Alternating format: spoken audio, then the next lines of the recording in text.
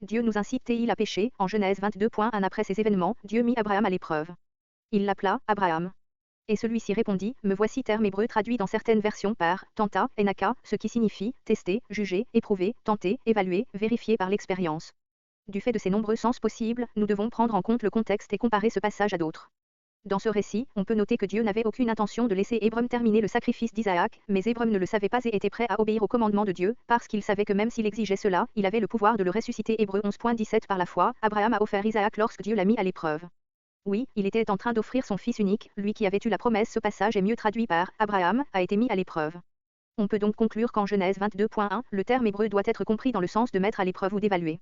Jacques 1.2 Mes frères et sœurs, quand vous passez par toutes sortes d'épreuves, considérez-vous comme heureux. Conscient. Un autre élément important par rapport à cette question, mes frères et sœurs, considérez comme un sujet de joie complète les diverses épreuves auxquelles vous pouvez être exposés, sachant que l'épreuve de votre foi produit la patience.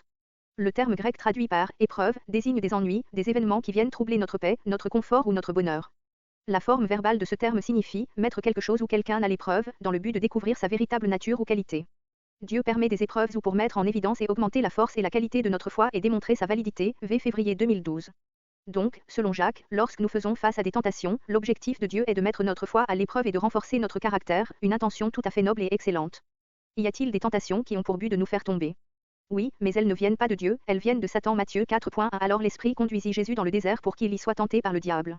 De ces anges déchus. Éphésiens 6.12 Car nous n'avons pas à lutter contre des êtres de chair et de sang, mais contre les puissances, contre les autorités, contre les pouvoirs de ce monde des ténèbres, et contre les esprits du mal dans le monde céleste. Ou encore de nous-mêmes. Romains 13.14 Revêtez-vous du Seigneur Jésus-Christ et ne vous préoccupez pas de satisfaire les désirs de l'homme livré à lui-même. Galates 5.13 Oui, mes frères et sœurs, vous avez été appelés à la liberté. Seulement, ne faites pas de cette liberté un prétexte pour vivre comme des hommes livrés à eux-mêmes. Au contraire, par amour, mettez-vous au service les uns des autres. Dieu permet que nous les subissions et elles concourent à notre bien.